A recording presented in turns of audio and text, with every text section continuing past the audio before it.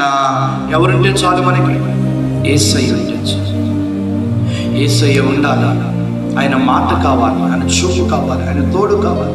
బ్రతుకున్నావా పగిలిపోయినా సరే, కడలింపాలైన, ఆస్తిపాస్తులు పోయిన, అనాథగా మిగిలిన, ఒంటరిగా ఉండిపోయిన దేవుడుంటే ఆ దరికి నువ్వు ఖచ్చితంగా చేరగలవు. నువ్వు చేరవలసిన రేవునకు ఆయన నిన్ను చేర్చగలిగిన వాడు. నమ్మిన దేవుడు ఏమై ఉన్నాడు?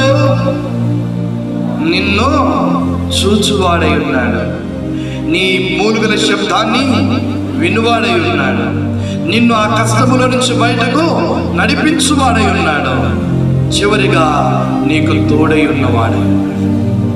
ఇవన్నీ దేవుడు ఎందుకు చేయాలి? నిన్నెందుకు చూడాలి? నీ బాధ ఎందుకు వినాలి? నిన్ను ఆ కష్టం నుంచి ఎందుకు బయటకు తీసుకురావాలి? బ్రతికినంత కాలం ఎందుకు నీకు తోడు ఉండాలి? ఎందుకు? ఆయన నిన్ను ప్రాణమిచ్చి కొనుక్కున్నాడు, సంపాదించుకున్నాడు. మీరు విలువ పెట్టి కొనబడిన వారు, మీరు ఆయన సొత్తు. హల్లెలూయా! దేవుని సొత్తు, దేవుని రక్తము చేత, ఆయన ప్రాణము చేత కొనబడిన వారు. ఆయన సొత్తు అయినటువంటి నిన్ను నన్ను దేవుడు చెయ్యి వదిలిపెట్టేవాడు. ఇది నా సొత్తు. ఎవడైనా పట్టుకుపోతుంటే ఊరుకుంటావా?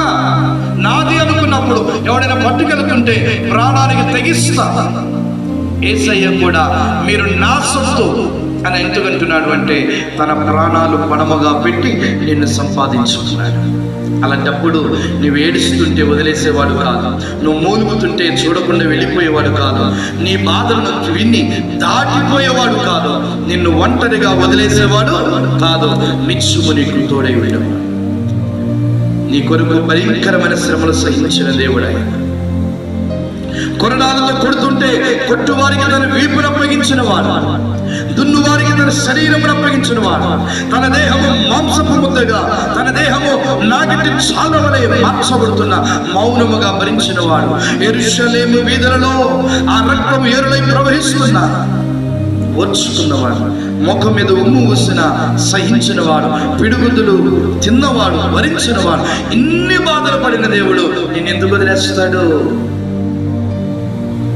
ఇన్ని బాధలు పడిన దేవుడు ఎందుకు మర్చిపోతాడు? నన్ను మర్చిపోయాడేమో, దేవుడు నన్ను విడిచిపెట్టేశాడేమో, నా కష్టమును దేవుడు పట్టించుకోవటం లేదు, నా ఇబ్బందులను దేవుడు చూడటం లేదు, నాకు సహాయం చేయటం లేదు, నేను ఈ గోతుల నుంచి ఎలా బయటకు రాగలను, నన్ను దేవుడు కూడా వదిలేశాడు అని ఎట్టి పరిస్థితుల్లో నీకు ఎదురవుతున్న కష్టాలను బట్టి నీ మనసులోనికి కూడా ఆలోచన రానివ్వద్దు. ఎందుకంటే వదిలిపెట్టే దేవుడైతే ఇప్పుడు దాకా ఎందుకుంటావు నువ్వు నేను?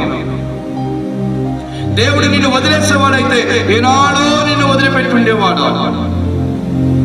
దేవుడు వదిలిపెట్టేవాడు కాదు, గుండెలకు హత్తుకునేవాడు. తల్లైనా తన గర్భమున పుట్టిన బిడ్డను మరచుకునేమో కానీ నేను నిన్ను మరువను.